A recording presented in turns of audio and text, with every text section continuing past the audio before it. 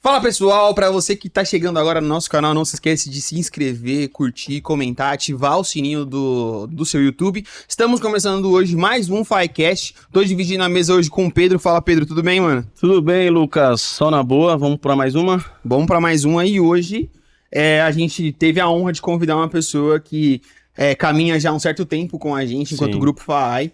Já tivemos a oportunidade de fazer algumas obras em várias companhias do mercado imobiliário.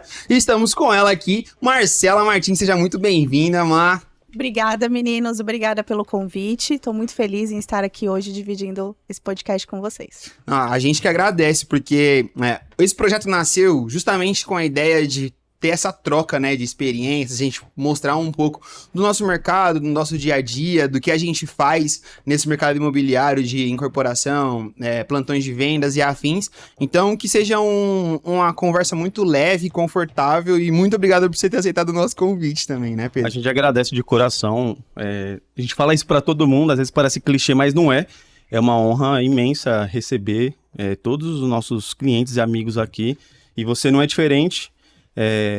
Fazer esse favor para nós de estar aqui, já pagou tudo que a gente já fez, isso a gente se sente muito honrado. Eu falo em nome da FAAI, em nome do Rodrigo, do Michel, e vamos lá, Lucão, começar aí.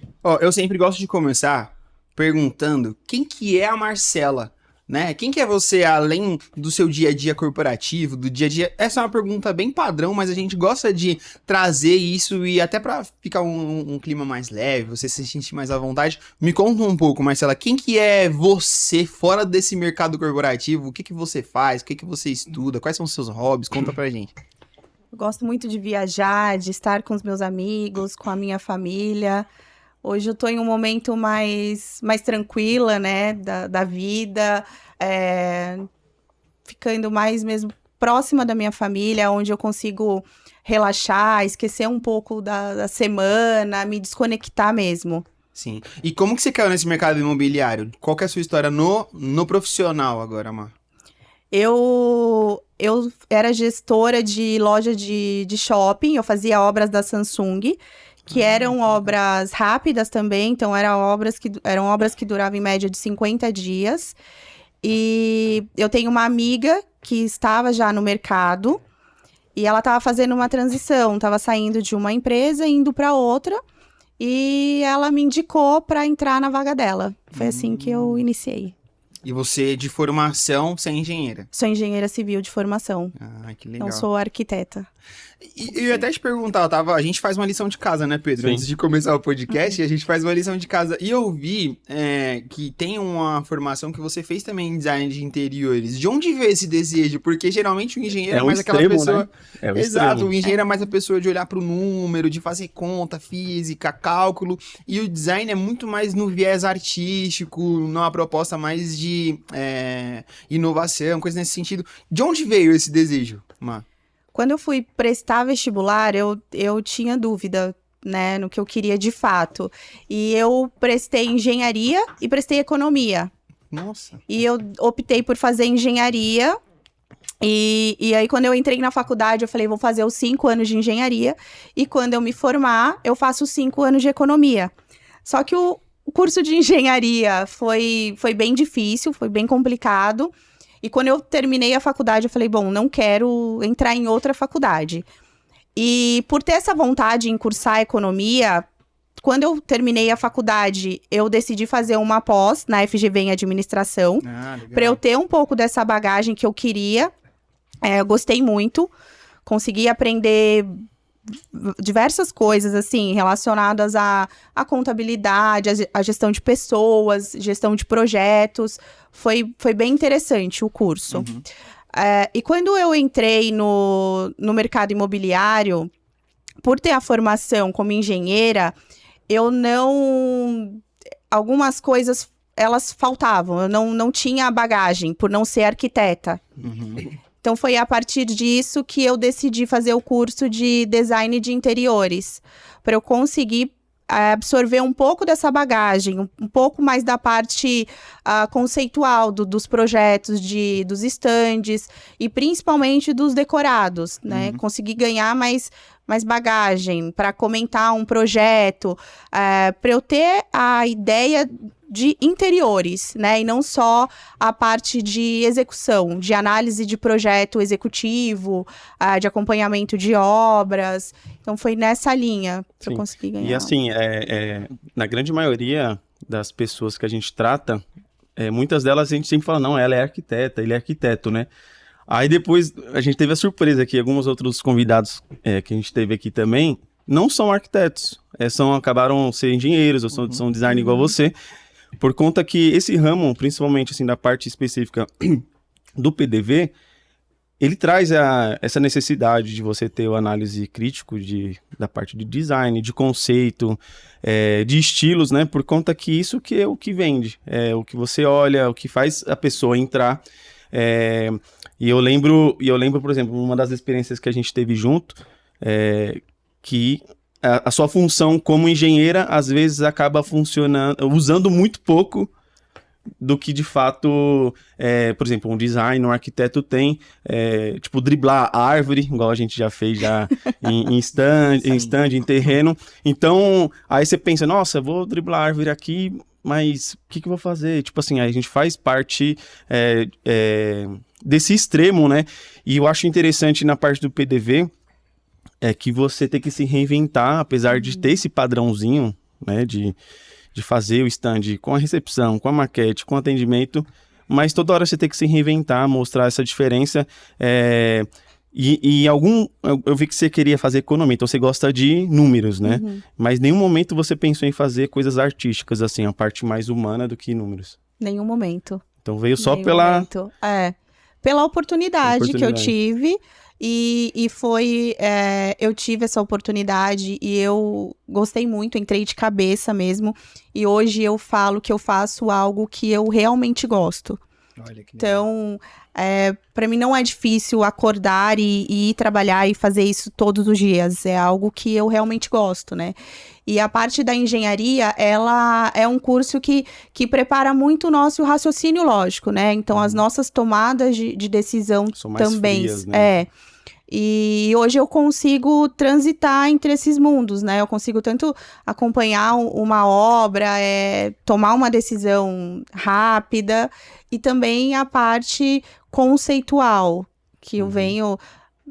enfim, eu estudo as referências, quais são os fornecedores do momento, quem tá... Até mesmo até para você palpitar um projeto de alguém, de um decorado, de um stand, a gente tem que ter alguma noção além de números, né? O Lucas é um pouquinho assim, ele é engenheiro, mas ele ainda fala assim, não, ainda vou fazer a minha arquitetura e tal. A gente compartilha um pouco, do mesmo perfil, assim, porque eu sou engenheiro de formação, gosto muito da parte de numérica, física e tudo mais, só que trabalhando no nosso mercado, né, de plantão de venda e essas coisas, e acho que me aproximando mais da área de projetos, eu também comecei a querer paquerar, assim, essa área de arquitetura. E eu acho que eu tenho alguma veia ali, alguma vertentezinha que eu ainda vou aprofundar nisso. Tava até conversando com o Pedro, que a gente tá com um projeto de fazer um curso no ano que vem, e ser focado em arquitetura mesmo, porque eu acho que, historicamente, a arquitetura e a engenharia caminhavam juntos, né? E aí chegou um momento que, por conta do MEC, acho que esses censos decidiram separar, porque, de fato, são áreas distintas, com vieses diferentes, separados. E em outras conversas que nós fizemos aqui, até em um podcast, a gente convidou um arquiteto que também trabalha no mercado de incorporação, inclusive um abraço, o Malone, um cara incrível, um mega profissional. E ele falando, assim, das experiências que ele... acho que ele compartilhava também um pouco do que você falou, de gostar muito de viajar, conhecer novas culturas, novas histórias. Eu acho que isso enriquece muito, tanto para a arquitetura, e para a engenharia também, né? Então eu acho que isso é algo que a gente precisa ser um profissional, ainda mais no nosso mercado, precisa ser um profissional polivalente, né? Eu preciso conseguir atuar bem na parte numérica, conseguir entregar números expressivos, obras funcionais, mas que ao mesmo tempo seja bonito, visível, algo tangível, assim, para que as pessoas olhem e gostem daquilo, né? E eu queria te perguntar, uma coisa que eu tava até, enquanto você falava da sua trajetória desse comecinho, você acha que a sua experiência no dia a dia com obras, né, falando desse dia a dia do operacional de obras de shopping, que são muito complexas, né, muito rápido, tem que fazer tudo de noite, a logística é uma logística bem enxuta, tem que ser muito certeira para não deixar passar. Você entende que isso contribuiu quanto para sua vivência no dia a dia de hoje, estando no corporativo, né? Ainda obras, mas em um viés mais de incorporação e corporativo. Como que você enxerga? Toda a parte de planejamento, né, dessas obras, porque como são obras muito rápidas, a gente precisa ter um planejamento muito assertivo, né, um cronograma que você não tem espaço ali para escorregar. Uhum. Então, como eu já tinha essa vivência dessas obras rápidas, isso me ajudou nessa questão de planejamento, controle de cronograma, e também a parte da entrega final, assim, o cuidado com os detalhes, se o acabamento tá perfeito, se não tá, precisa ajustar, esse cuidado também com a entrega, né? Porque por mais que nós trabalhamos com obras que, enfim, a gente entrega um stand, um decorado, é uma obra provisória, né? Fica de 6 a 9 meses aberto. A gente ainda assim precisa ter o cuidado com o que a gente está entregando, porque é onde o cliente vai entrar e ele vai se encantar pelo seu produto. Uhum.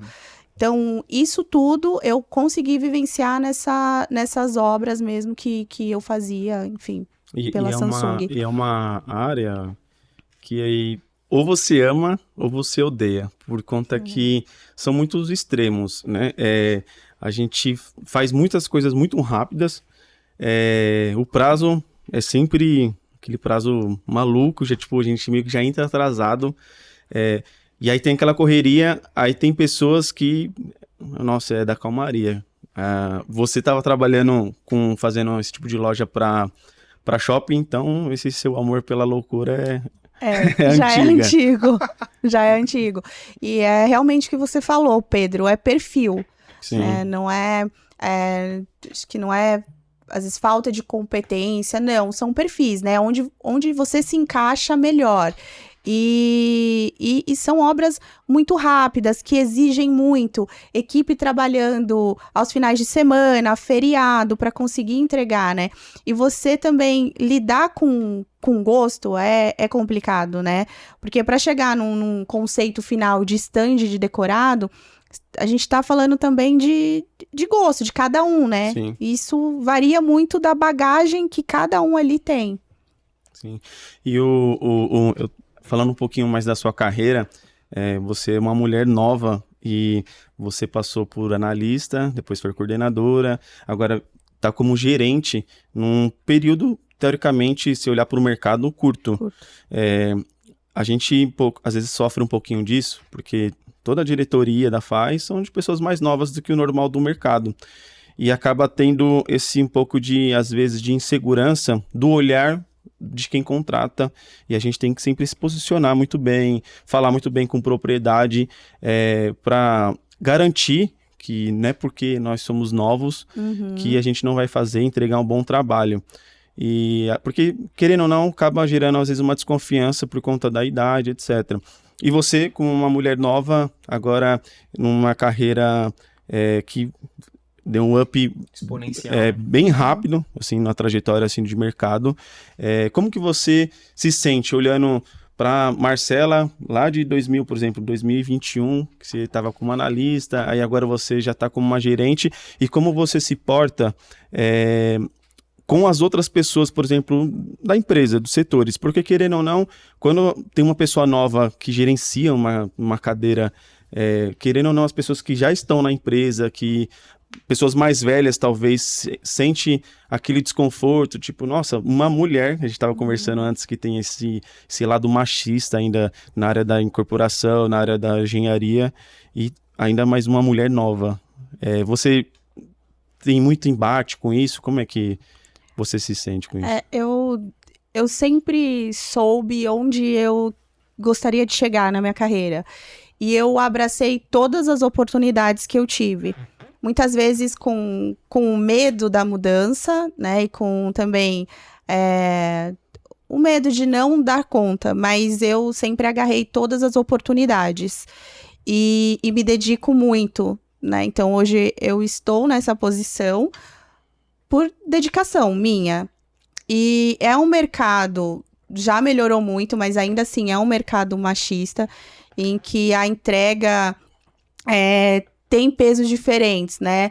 Um homem e uma mulher. A mulher sempre precisa provar mais, né? Sim. Parece que a gente precisa entregar mais para mostrar que é competente, que eu posso sim estar aqui nesse cargo e que as minhas entregas são boas, que eu sei o que eu tô fazendo, que eu sei Tá dando resultado. o que eu tô falando, que eu tô dando resultado para a companhia.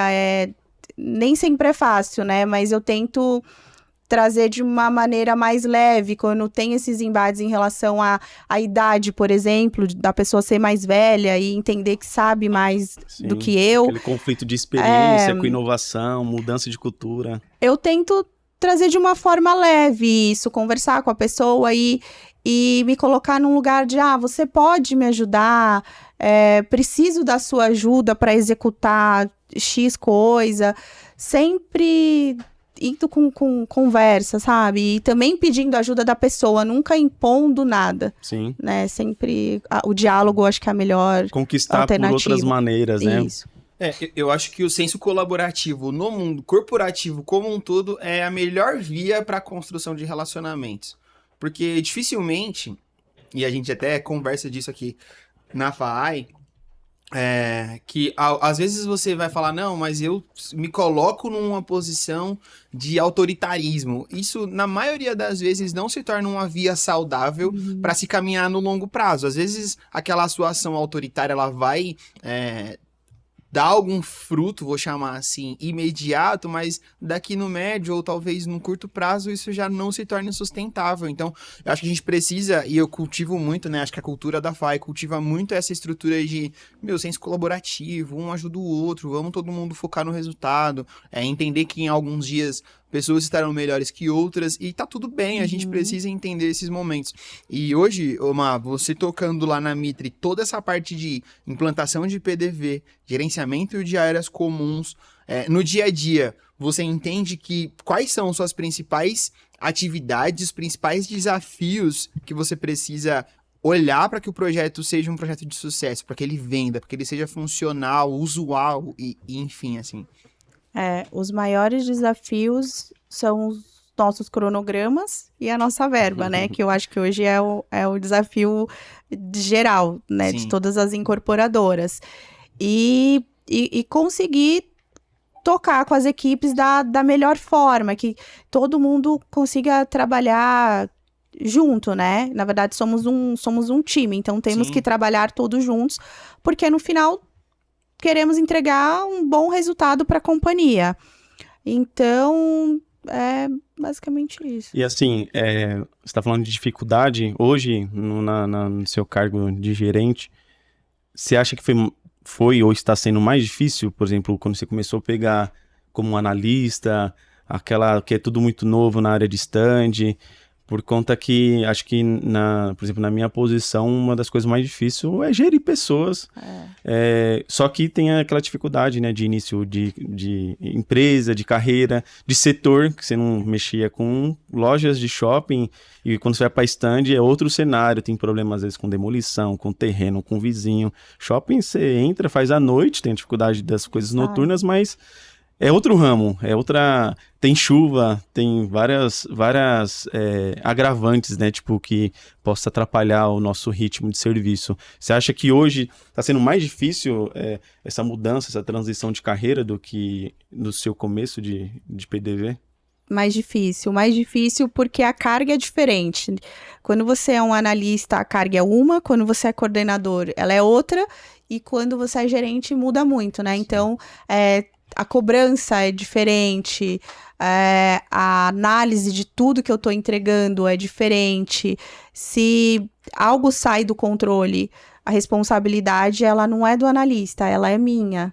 Ela não é do coordenador, ela é minha. Então, E essa parte de gerir pessoas, acho que é o mais complicado, porque você precisa conhecer cada pessoa da equipe, entender o momento de vida que cada pessoa está passando. Às vezes o que o Lucas falou, a pessoa não acordou bem, enfim, então precisa lidar com todas essas você não acordou situações. Bem, Verdade. e a gente tem que saber dosar, né? Tem que saber dosar. Isso é difícil, né? Lidar com...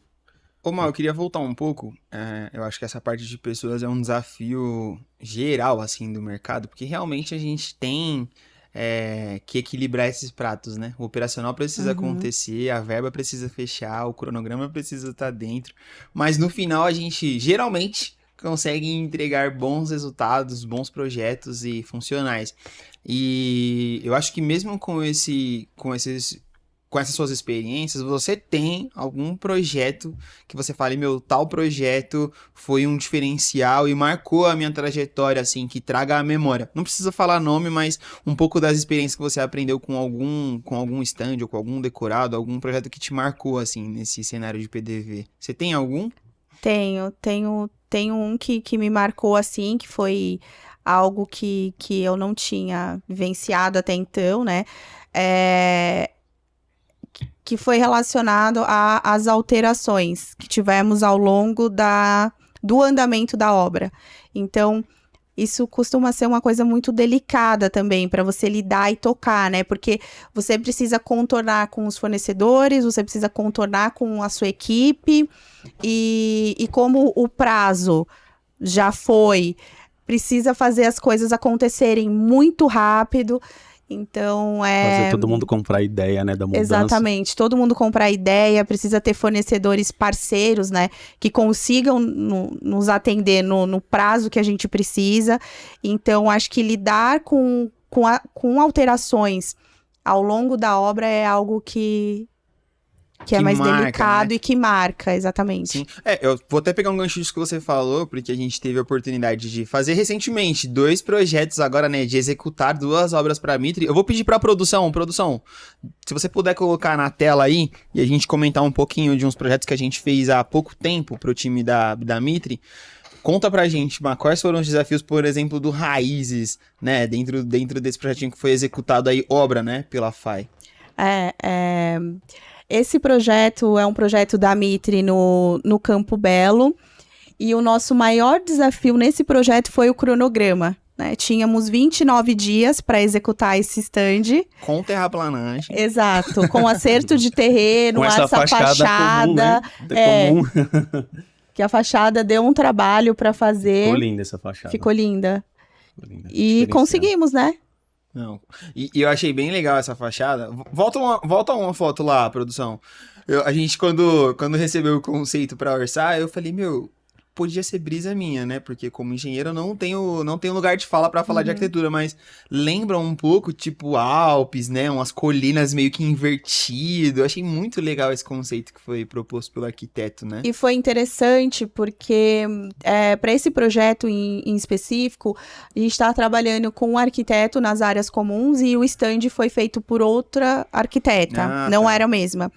E a partir do conceito do stand, a fachada do empreendimento já estava em uma fase avançada de comentários, e o conceito do stand mudou a fachada do empreendimento. E geralmente isso é invertido, né? Exatamente. Desce do prédio, desce do empreendimento, né, pro stand. Nesse caso, influenciou o inverso, né? Isso, geralmente a gente pega elementos da fachada pro externo do stand e elementos das áreas comuns pro interno do stand. E aí aí o stand mudou a fachada do empreendimento, porque foi muito bem aceito dentro da Mitri. E esse é um projeto legal, acho que mais pra frente a gente tem um outro que nós também executamos a obra há um tempinho, mas esse foi uma linha Raízes, né, que hoje na Mitri vocês têm alguns produtos lá, né, dentro da companhia. Temos. Hoje nós temos, a divisão da Mitri hoje é um Raízes, House e a nossa linha Mac, que é um altíssimo.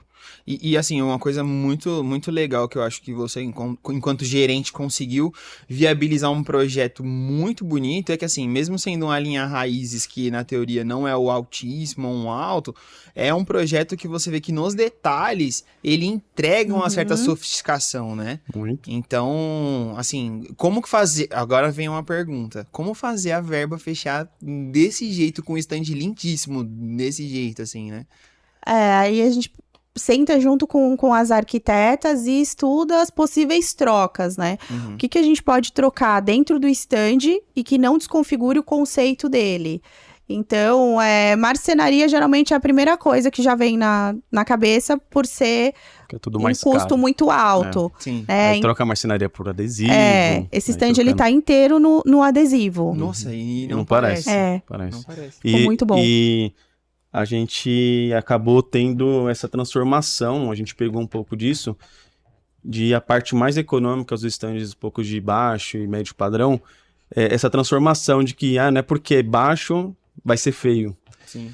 E hoje, a gente faz obras para várias construtoras que trabalham com baixo, médio e alto padrão, e a gente acompanhou essa transformação que os mais populares estão ficando tão bom quanto os um pouco mais elitizado. E você vê que aqui não deixa a desejar em nada. Se você colocar qualquer outro produto, ele vai atender também, fica muito próximo do que os demais. E essa é a função aí da parte da engenharia com a arquitetura, fazer essa união aí de tentar transformar numa forma... que não desatenda a parte de marketing, esse tipo de coisa, mas atenda também a parte de verba, que é mais difícil. Inclusive, todo mundo que vem aqui fala a mesma coisa, duas coisas que não mudam. Meu Deus. O que é, Lucas? Queria muito mudar esse lema do mercado. Mas todo mundo fala a mesma coisa. Todo mundo fala duas frases que é o terror de qualquer empreiteiro ou construtora. A parte de PDV. De PDV, que o prazo não muda. O prazo vai ser sempre o mesmo e a verba também vai ser sempre a mesma. Acho que já virou um lema. A gente podia até... FICast. Não mudamos prazo e não alteramos a verba. Podia até fazer um slogan do podcast. Mas a gente vive exatamente dessa forma. Por quê? Essa parte que você falou, tem que comprar, mostrar a ideia para o time, fazer ele comprar minha ideia para abraçar essas mudanças, e a gente sabe, esse ramo, ou você ama ou você odeia, e a gente, muitas vezes, a gente já pegou algum decorado até com você mesmo, vai mudar a marcenaria, vai mudar a pedra, e do nada, assim, faz essa transformação de coisas que estava prevista, vai para 15 dias, tem que fazer menos de uma semana e fazer acontecer. E nosso lado aqui também é difícil, você tem que chegar tipo no pintor, tem que chegar no outro time que vai fazer a mudança de tal coisa, fazer também comprar ideia, gerir o time, fazer essa mudança como um todo, né, Lucas? O que eu acho muito legal no nosso mercado, uma palavra que eu ouço muito, é um serviço de reengenharia.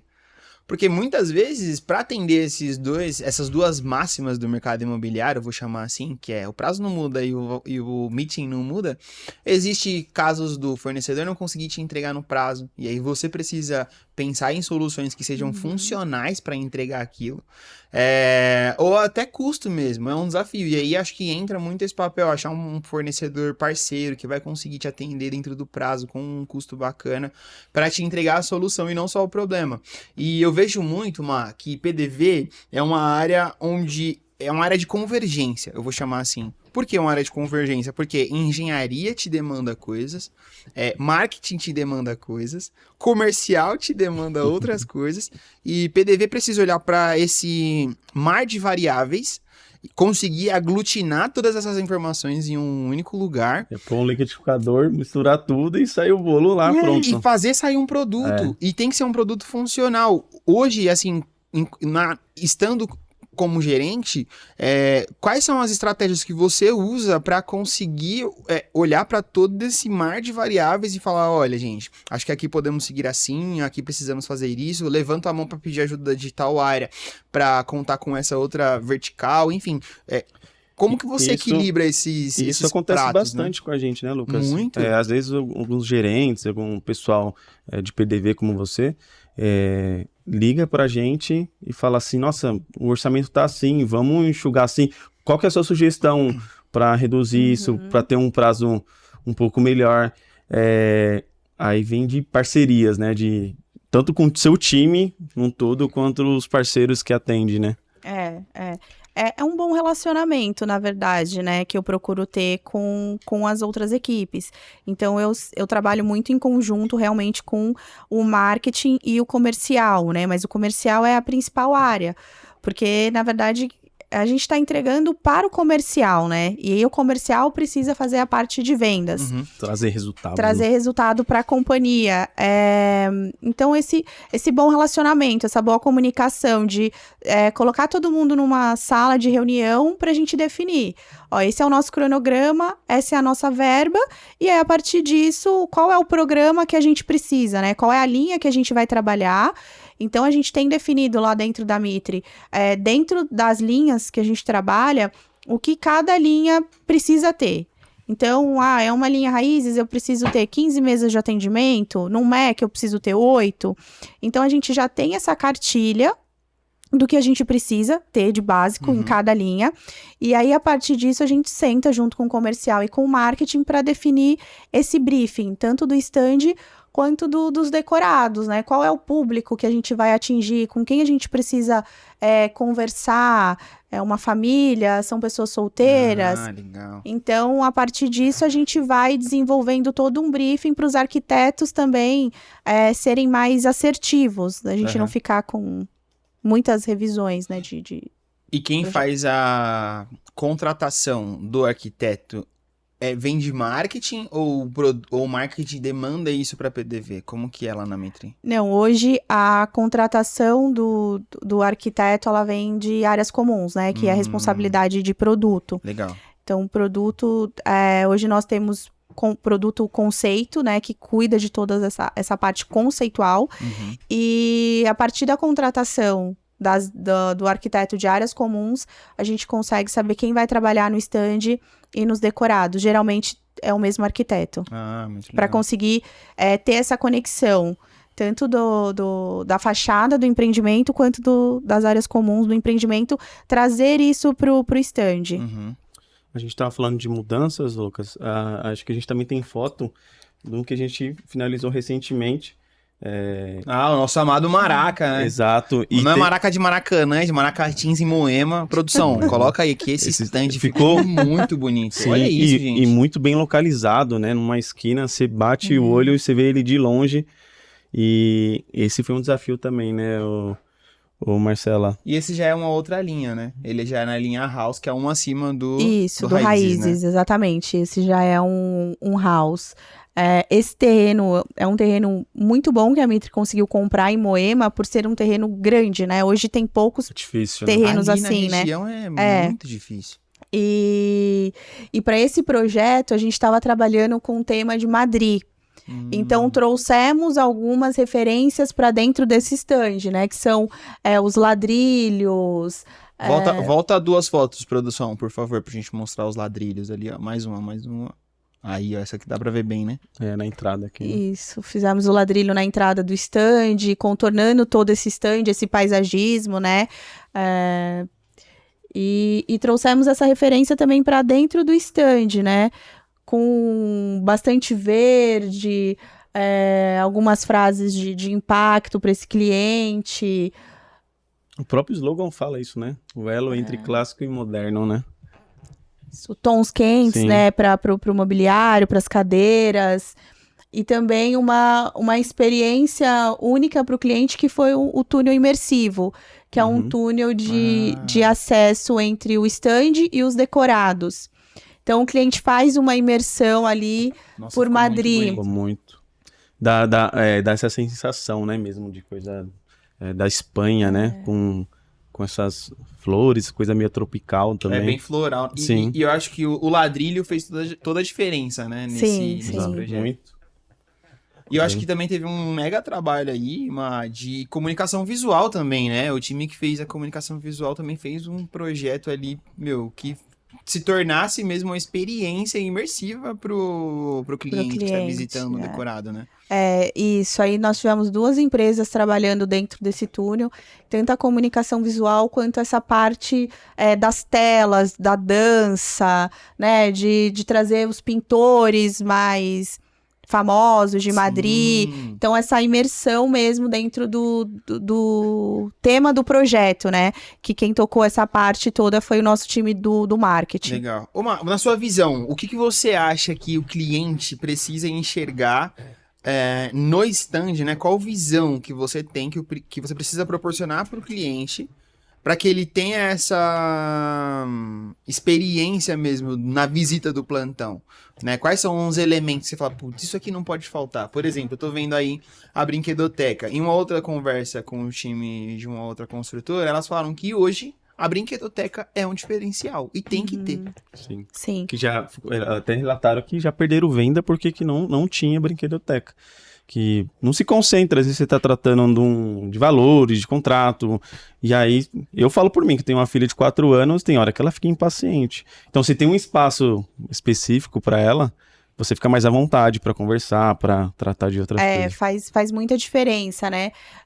Porque enquanto os pais estão nas negociações, a gente sempre tem alguém da parte de recreação para ficar com as crianças, né? Então, sempre trazer a brinquedoteca e também hoje a questão do pet, né? Moema, Campo Belo, são bairros que as pessoas andam muito com os cachorros, então a gente também sempre tem esse cuidado. Todos os nossos estandes ter uma área pet, né? A gente tem alguns parceiros também que fazem eventos aos finais de semana para pet. Olha, que legal. É um diferencial. É um Às vezes, diferencial. por conta disso, a pessoa acaba entrando e fechando o negócio. E também essa questão de trazer os elementos das áreas comuns mesmo, né, para dentro do stand. Então, os tons das cadeiras são iguais aos que serão entregues no empreendimento, a estampa também é a mesma que vai ser entregue no empreendimento. Então, para o cliente conseguir ter essa ideia do que ele vai receber também na entrega de chaves, né? Sim, a pessoa tem que se sentir entrando no condomínio, depois passa pela essa imersão para conhecer história, etc. E depois acaba caindo num decorado que a pessoa se sente, porque eu acho que no público geral do que nós atendemos, eu acho que 80%, né, Lucas? É seu primeiro imóvel. Então, muitas vezes a pessoa está entrando, se sentindo, falando assim, nossa, que legal, eu aqui tomando minha cerveja, assistindo um jogo, e você vê as pessoas comentando isso, e a gente tem que trazer isso para dentro do decorado, para a pessoa se sentir realmente em casa. Nós acompanhamos algumas visitas de clientes, né, em lançamento, e é realmente essa sensação, Pedro, da pessoa se sentir em casa. Então, ela vai num quarto e o filho dela já se imagina morando ali, né, vivendo naquele ambiente. E isso é muito legal.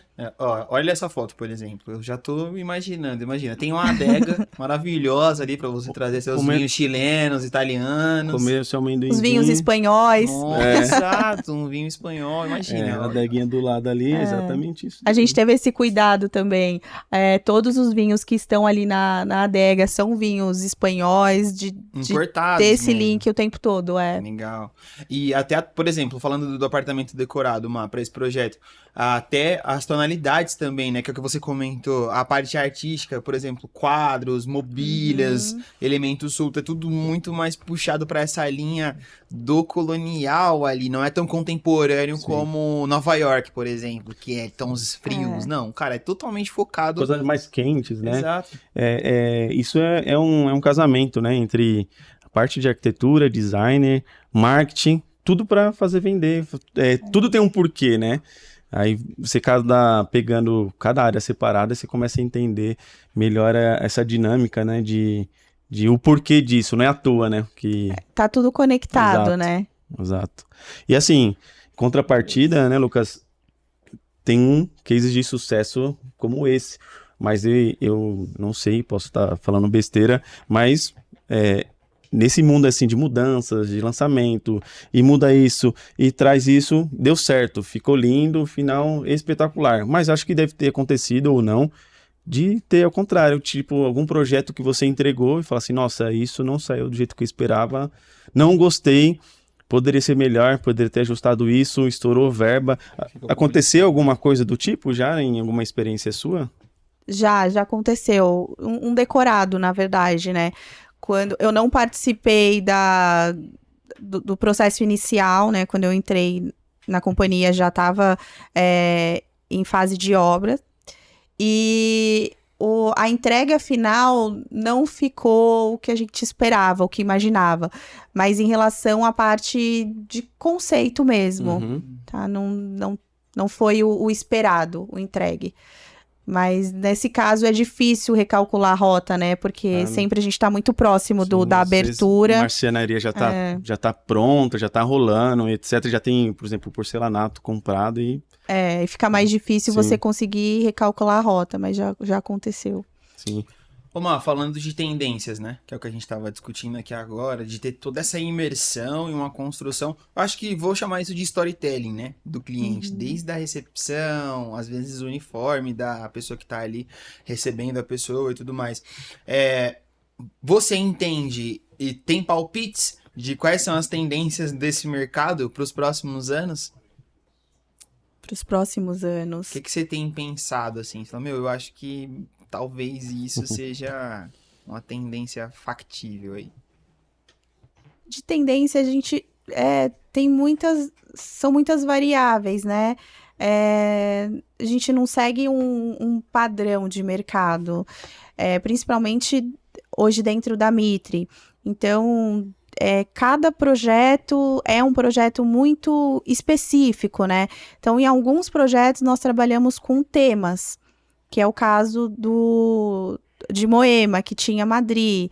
Outro projeto já é Asas, então isso não acredito que seja uma tendência de mercado, é mais para onde está indo a nossa linha ali na hora do desenvolvimento do produto em si. Então, eu acho que foge um pouco da caixinha de tendência. Talvez, tentando sintetizar o que você falou, talvez seja a tendência associação a alguma marca ou algo. Por exemplo, algumas outras construtoras ou incorporadoras, elas falam, eu vou associar esse empreendimento à Itália. Então, eu vou contratar um arquiteto italiano, tal, e vou fazer tudo nessa linha. Eu vou associar esse empreendimento ao Boticário, por exemplo. Não vou falar o nome de... Paga patrocínio, inclusive, o Boticário, se quiser.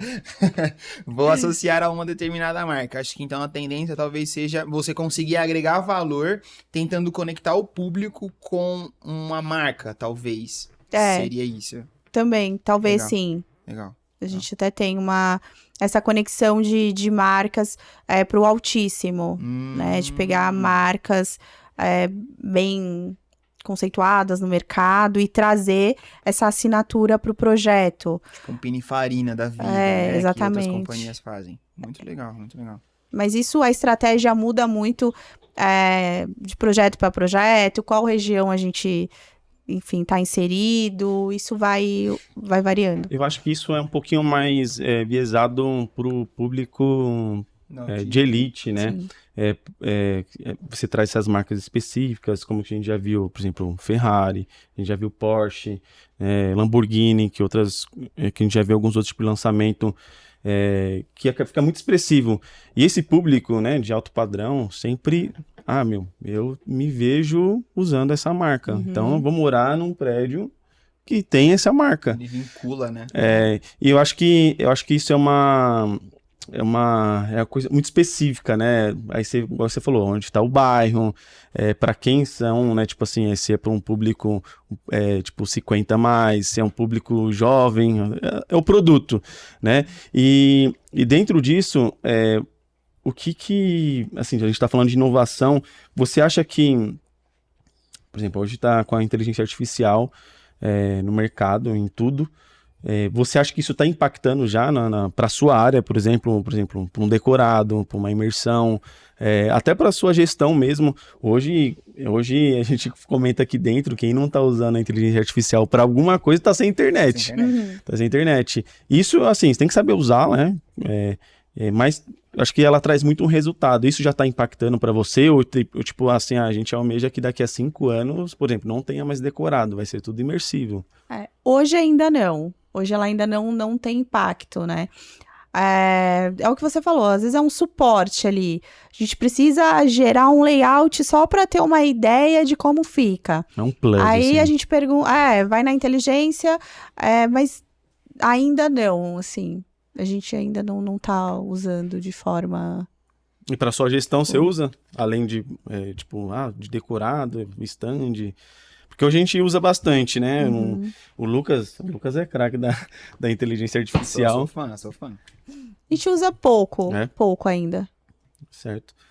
Ô Marcelo, só pra parecer que tá acabando, tá? Eu queria que você falasse um pouco, na verdade, pra uma pessoa que tá chegando agora no mercado da engenharia, arquitetura, PDV, incorporação, mercado imobiliário. Você pode ou falar pra gente, conversando, ou se você quiser olhar pra sua câmera também, deixar um recado. Mas falar um pouco... Quais conselhos você deixaria? Porque, assim, você é um espelho para muitas pessoas, né? Não sei se você se enxerga assim, mas nós te enxergamos como um espelho para muitas pessoas que têm uma jornada ainda sendo construída, mas que já conquistou muitas coisas, já correu atrás e conseguiu chegar em lugares. Então, para quem tá chegando agora, entrando na faculdade, terminando o ensino médio, assistindo o Ficast, o que você sugere para essas pessoas? Qual é a sua mensagem aspiracional para essas pessoas? A dedicação. Quem se dedica chega a lugares inimagináveis, assim. Então, sempre se dedicar, sempre dar o seu melhor, independente de onde você esteja e o que você está fazendo. É a dedicação. Muito E tem alguma coisa na sua carreira que você fala, nossa, eu faria diferente? Eu poderia ter seguido, acho que por esse lado, que eu ia chegar mais rápido. Você roubou minha pergunta, que eu ia perguntar exatamente isso, tá até aqui na minha pauta. Aí, filhão. Porque assim, às vezes a gente acaba batendo cabeça, né? Tipo, putz, fiz errado, acabou dando certo, mas poderia ter um caminho um pouco mais curto, menos doloroso. Você acha que você mudaria alguma coisa no processo da sua carreira, da sua vida? Não mudaria nada. Nada? Acho que tudo é aprendizado Sim. também, né? As coisas que, quando elas dão errado, a gente aprende em cada situação. Então, não mudaria nada. Muito top. Ô, Marcelo, eu queria te agradecer por você ter topado vir aqui gravar o Ficast com a gente. É um projeto novo, ainda embrionário, mas que com certeza vai impactar a vida de muitas pessoas. Então, quero deixar livre para você deixar suas redes sociais, falar um pouco mais sobre você. Se você quiser deixar um recado para quem estiver assistindo também, ou para a Marcela do futuro, quando você for assistir esse podcast. E lembrar que a gente estava aqui nos bastidores meio nervosos. Pô, mas como que grava e tudo mais. Foi tranquilo, não foi? Foi tranquilo. Quando começa a ficar bom, tem que acabar. E a produção tá aqui, ó. Corta. Calma, produção. Eu já vou terminar. Então, eu queria te agradecer em nome do Grupo FAI mesmo, por você ter aceitado esse desafio de vir compartilhar um pouco da sua história, da sua trajetória, e também contar muito contigo e dizer que pode contar sempre com o Grupo FAI, porque você precisar, né, Pedro? E você, Marcela, faz parte do nosso crescimento, de comprar a ideia de estar aqui. Isso não tem preço, não tem algo que pague por essa gentileza de vir até nós. E aí fica o nosso agradecimento e também o nosso braço do que você precisar. Conta com a gente. Para qualquer ideia, a gente está sempre aí, a gente sempre aceita, sempre compra, a gente sempre compra os desafios. E pode dar seu recado, fica à vontade. Eu que agradeço, meninos. Acho que por todos esses anos, né, que a gente vem aí trabalhando juntos, por toda a parceria, por me atender nos momentos mais críticos, conseguir me ajudar a sair dessas situações mais delicadas. Então, eu que agradeço pelo convite, por estar aqui hoje com vocês. É uma honra e eu desejo muito sucesso mesmo para vocês. Para nós. Muito obrigado. Eu queria te pedir uma ajuda. as pessoas já estão cansadas de me ver gravando um podcast. Então, quando eu falo pra pessoa se inscrever, curtir, compartilhar, ativar o sino, as pessoas não fazem. Então, se você puder, em nome do Grupo Fala, Olha lá pra aquela, olhar pra aquela câmera e pedir isso, fala assim, gente, não, sabe aquele ladainha do YouTube? É aquilo. Só pra gente Sem poder... pressão, né? Uma coisa bem natural. Ensaiada. Exato. Não foi combinado antes, mas tá tudo Não. certo, gente. É assim mesmo. Bora, Mar, confio em você. Pessoal, se inscreve no canal, ativa o sininho, não deixa de assistir. Boa. Ótimo. Gente, é isso. Muito obrigado pra você que acompanhou até aqui mais um episódio do Ficast. Obrigado, Marcela, Pedro. Obrigado, Lucas. Obrigado. Reforço o pedido da Marcela. Volta alguns minutinhos aí no vídeo. E não se esquece de se inscrever, curtir, compartilhar, ativar o sino e mandar pra todo mundo desse mercado imobiliário para que a gente possa aprender e desenvolver mais ainda esse nosso mercado que movimenta milhões e milhares de pessoas são impactadas. Muito obrigado por estar aqui e valeu e tchau! Tchau.